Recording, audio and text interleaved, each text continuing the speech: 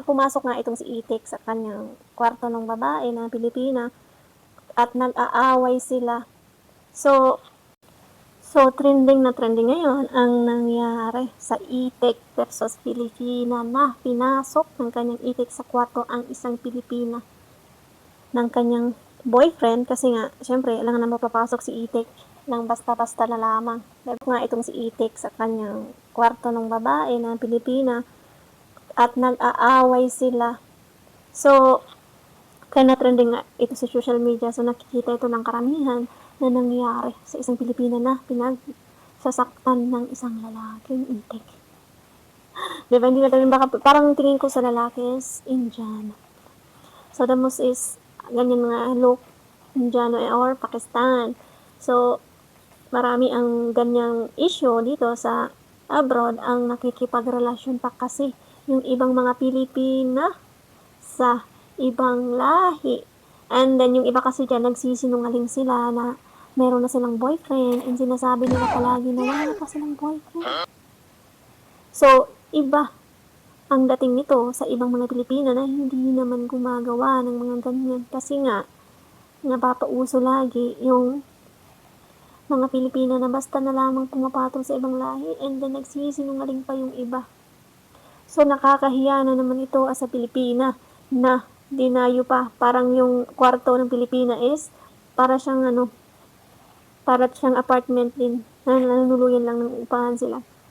So, binibidyohan nga ito ng kasama niyang parang gay din na sinasabi, naka-live ka sa FB na napapanood ka ng lahat. Kaya nga kumalat ang video na to na pananakit ng isang Itik.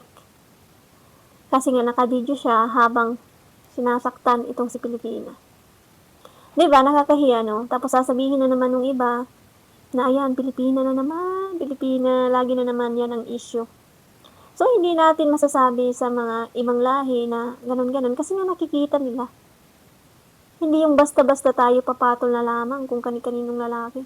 Ang iba kasi dyan, meron ng karelasyon, nakikipagrelasyon pa. Kaya kadalasan, nagkakaroon ng awayan sa pagitan.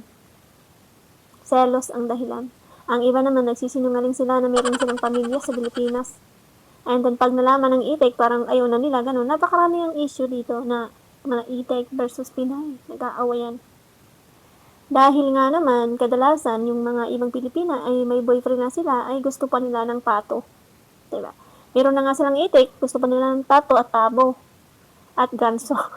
Diba, napakarami. Napakarami ng gusto nila. Ewan ko nga lang kung kakasya pa ba ito sa kanilang daan.